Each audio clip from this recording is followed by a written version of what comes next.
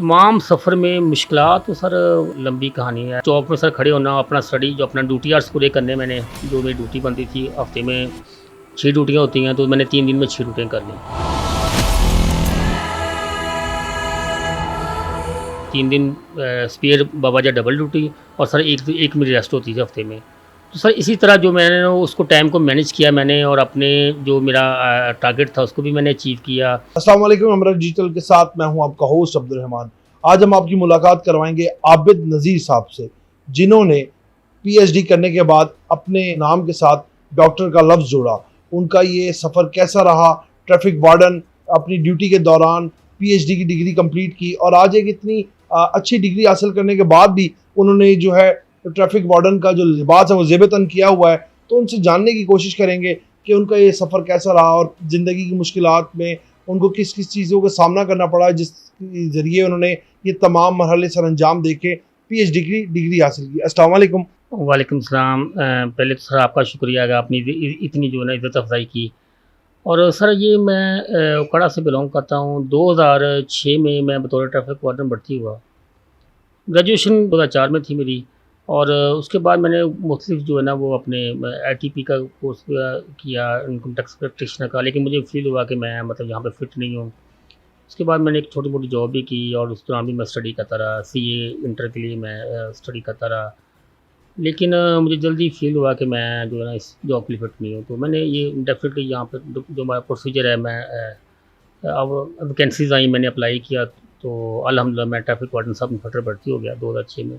उकाड़ा से मैं बिलोंग करता था। लाहौर मेरे लिए अपॉर्चुनिटी थी और लाहौर बड़ा शहर था, तो एक ख्वाहिश भी थी, और वो जो है ना ख्वाहिश ये थी कि मज़ीद इसको जो है स्टडी को इम्प्रूव किया जाए और एग्ज़ेक्टिव लेवल पे आ जाए। तो सर उसके लिए मैंने जो है ना वो मुख्तलिफ़ टाइम में कंपटीशन वगैरह की तैयारी की। ग्रेजुएशन थी, अनफॉर्चुनेटली मैं कामयाब तो ना हो सका किसी भी कंपटीशन एग्ज़ाम में, लेकिन मैंने सोचा कि फिर मुझे फ़ील हुआ कि क्यों ना अपनी डिग्री तालीम को जो है ना वो कंटिन्यू किया जाए, और अपना एक टारगेट जो है ना उसको मैंने सेट किया। और मैंने उसके बाद MSc criminology and security study की पंजाब यूनिवर्सिटी से रेगुलर की मैंने। कोई छुट्टी नहीं मैंने ली, कोई डिपार्टमेंट के ड्यूटी आज डिस्टर्ब नहीं हुए। उसको मैंने अपने टाइम में, पर्सनल टाइम में वो जो है ना वो मैंने किया। उसके बाद सर मैंने एलएलबी किया, और एलएलबी सर जो है ना जी वो भी डेफिनेटली मेरे लॉ की स्टडी थी, और उस वक्त माइंड था कि जुडिशरी में वो होंगे, लेकिन क्योंकि हमारे मुल्क का कानून ऐसा है कि जब तक आप एज ए साल या 2 साल प्रैक्टिसिंग लॉयर होंगे तो उसके बाद आप जुडिशरी में भी हो सकते हैं। ज़्यादा वो भी मुझे स्किप करना पड़ा। लेकिन सर लॉ और क्रिमिनोलॉजी, सिक्योरिटी स्टडी, ये तमाम चीज़ें जो है ना वो साथ मेरा प्रैक्टिकल एक्सपीरियंस हो रहा था as a traffic warden, sub inspector police को, जो लॉ एंड इन्फोर्समेंट के वाले से, और साथ साथ मेरी स्टडी भी जारी थी, डिग्री भी मेरी इम्प्रूव हो रही थी। तो सर इसी तरह फिर मैंने जो ना अपनी एमफिल किया। मैंने एनडीयू इस्लामाबाद में मेरा एडमिशन हुआ, नेशनल डिफेंस यूनिवर्सिटी में एनडीयू में एडमिशन होना एक मेरे लिए बहुत बड़े एजाज़ की बात थी, और इस्लामाबाद में थी वो एनडीयू। सर मैंने लाहौर से जो है एनडीयू में एडमिशन लिया, और मैंने वहाँ पे वो भी मैंने रेगुलर किया। और सर रेगुलर में मैंने करने के बाद वहाँ पे उसके बाद मेरा पंजाब यूनिवर्सिटी में एक गैप एक आया 1 साल का, और मुझे एडमिशन कहीं नहीं मिला। फिर मेरा एडमिशन हुआ पंजाब यूनिवर्सिटी में एज इंटरनेशनल रिलेशन में, पंजाब यूनिवर्सिटी में। और आखिरकार सर मैंने वो अपना जो है ना वो रिसेंटली मैंने उसको भी कंप्लीट कर लिया। और सर इस तमाम सफ़र में मुश्किलात तो सर एक क्या कहते हैं कि लंबी कहानी है। बेतहाशा मुश्किलात। डेफ़िनेटली सर एक मतलब जो हमारे माशरे में सिस्टम है, इकनॉमिक प्रॉब्लम है, हमारे हमारे सोशल प्रॉब्लम है, और इन तमाम चीज़ों को एक आम से एक एवरेज स्टूडेंट में और एक आम से गिराने से तल्लक मेरा। तो फिर इसके लिए जो डेफ़िनेटली बहुत सी मुश्किलात थी, और स्पेशली जो इकोनॉमिकल जो हमारे प्रॉब्लम होते हैं, ज़ाहिर बात फ़ीसें भी पे करनी, घर को भी चलाना, उस तरह के मामला थे। लेकिन सर जो मेरी ख्वाहिश थी ना, वो मेरी ख्वाहिश जो मेरे ख़यालात थे ना वो मेरे स्ट्रॉन्ग होते गए। मेरा गोल था वो मेरा, जितने सर आपके ख़यालात तो स्ट्रॉन्ग होंगे, आपका जो आउटर है ना जी वो भी इतना मजबूत होना शुरू हो जाएगा। और सर फिर मुझे ट्रैफिक वार्डन था, मेरी फ़िज़िकल जॉब थी, तो स्टडी भी सारी मेरी रेगुलर थी, छुट्टी भी मैंने कोई नहीं ली, क्योंकि छुट्टी अगर मैं लेता तो मेरे जो अर्निंग मेरी डिस्टर्ब होनी थी, और अर्निंग के साथ ही सारे मामला हैं, आपकी लाइफ भी है, आपकी सोशल लाइफ भी है, आपकी फ़ीसें भी इसी से पे होनी है। तो सर फिर मैंने एक ऐसा प्लान किया, मैंने एक रिक्वेस्ट की अपने सीनियर अफसरान को कि सर मुझे ना ड्यूटी जो है ना वो मैनेज करने की परमिशन दी जाए। तो मुझे याद है उन्होंने कहा कि ये एसओपी नहीं है, ऐसा कोई रूल नहीं है। मैंने कहा सर रूल होता तो आपके पास मैंने थोड़े आना था, मैंने आपके पास ही मैंने आना था। तो सर मेरे आला अफसरान ने जो है ना वो मेरा साथ दिया, और CTO साहबान ने और CCP साहब ने मुझे परमिशन दी। सर मैंने एक दिन में सर 2 ड्यूटियाँ की ऑन रिकॉर्ड। सर बात है 17 घंटे 16 घंटे मैं चौक में खड़ा होता था, फ्राइडे सैटरडे संडे, मतलब अकॉर्डिंग टू स्टडीज़ जो मेरी होती थी रेगुलर क्लासेस। तो सर मैंने वो चौक में सर खड़े होना, अपना स्टडी जो अपना ड्यूटी आवर्स पूरे करने, मैंने जो मेरी ड्यूटी बनती थी हफ्ते में 6 ड्यूटियाँ होती हैं, तो मैंने 3 दिन में 6 ड्यूटियाँ कर ली। और सर 4 दिन जो होती हैं वो फिर 3 दिन स्पेयर बावजह डबल ड्यूटी, और सर एक मेरी रेस्ट होती थी हफ्ते में। तो सर इसी तरह जो मैंने ना उसको टाइम को मैनेज किया मैंने, और अपने जो मेरा टारगेट था उसको भी मैंने अचीव किया, अपनी डिग्री भी ली और अपने जो है ना मामला भी चलाए। तो ये मेरी एक बड़े एजाज़ की बात है। फैमिली की जानिब से सपोर्ट की गई आपको?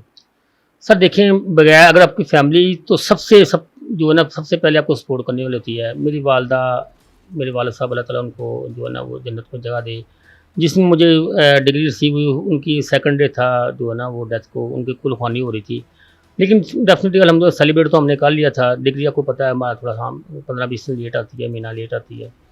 तो सर वालिद साहब की बहुत बड़ी ख्वाहिश थी कि मेरा बेटा जो है ना वो अच्छे एग्ज़ेक्टिव लेवल पे जाए, और स्टडी साथ सिर्फ एग्ज़ेक्टिव लेवल पे ना जाए, लेकिन स्टडी को भी जो है ना वो एक यूनिक किस्म की इसके पास हो, वो उन लोगों में शामिल हो जो फिंगर टिप्स पे हम हो सकते हैं लोग। डेफिनेटली PhD जो लोग हैं, PhD स्कॉलर हैं, वो गिने चुने लोग हैं, पाकिस्तान में हों या पाकिस्तान से बाहर हों। तो सर उसके अलावा फिर जो मेरा जो ये फैमिली की सबसे बड़ी एक मुझे ना फैमिली ने सर बहुत ज़्यादा सेक्रीफाई किया। मेरी वालदा ने, बहनों ने, भाइयों ने, मेरी वाइफ ने सबसे ज़्यादा सेक्रीफाई किया कि जो डेफिनेटली एक रिसेंटली मेरे साथ उसकी अटैचमेंट 2016 में मेरी शादी हुई, और उसके बाद ही वो देख रही थी कि अभी भी तक वो स्टडी कर रहा है और सारे वो देख रहा है। तो लेकिन उसने सबसे मेरा ज़्यादा साथ दिया, और बच्चों का भी मैंने टाइम किल किया, वाइफ का भी किल किया। लेकिन उसके लिए ये था कि ये आज के दिन तक के लिए था। देखिए अब उसके बाद ज़िंदगी में इंशाल्लाह डेफिनेटली जो डिग्रीज़ हों, आपकी तालीम हो, जॉब भी है, तो इंशाल्लाह आगे आसानियाँ मुझे नज़र आ रही थी। आबिद भाई, इसके अलावा आपके अफसरान की जानिब से तंग तो नहीं हुए? आपके ड्यूटीज़ ऐसी लगा दी जाती थी कि तालीम के लिए वक्त निकालना मुश्किल था, और जब डिग्री कंप्लीट हुई उसके बाद आपके आला अफसरान ने आपको सराहा? डेफिनेटली सर बगैर जो है ना मेरे आला अफसरान की सपोर्ट के तो मैं पॉसिबल नहीं था। और क्योंकि डेफिनेटली मुझे अगर इस्लामाबाद भी जाना है, मुझे लाहौर में भी तालीम हासिल करनी है, तो ड्यूटी आवर्स को मैंने तो उन्होंने मुझे परमिशन दी, मैं उनका बहुत शुक्रगुज़ार हूँ। और उनकी ही शायद डेफिनेटली अगर वो परमिशन मुझे ना देते तो शायद आज मैं इस मुकाम पे ना होता।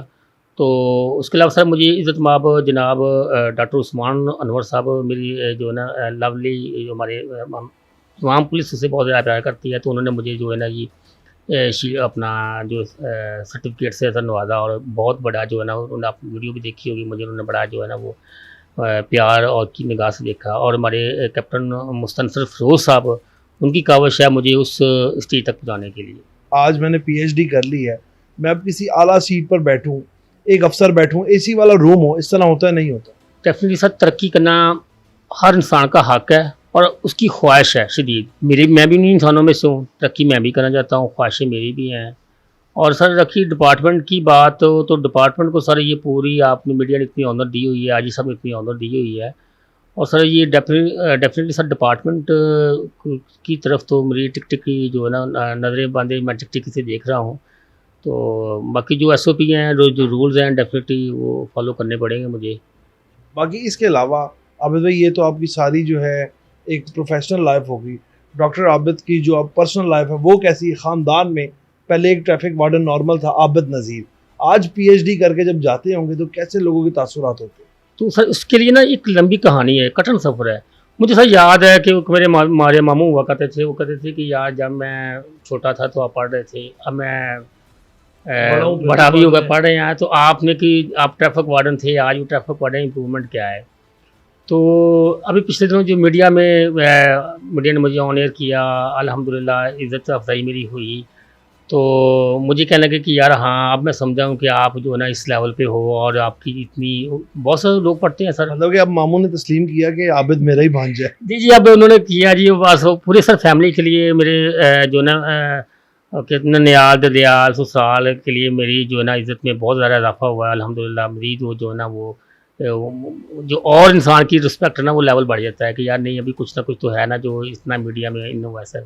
मतलब कि तालीम में ताकत है जो इंसान का रुतबा बुलंद करती है। सर इस चीज़ का तो डिनाई नहीं है, इसमें तो नबियों पैगम्बरों में सर कहा है कि देखिए सर तालीम की वजह से मैं आज हूँ।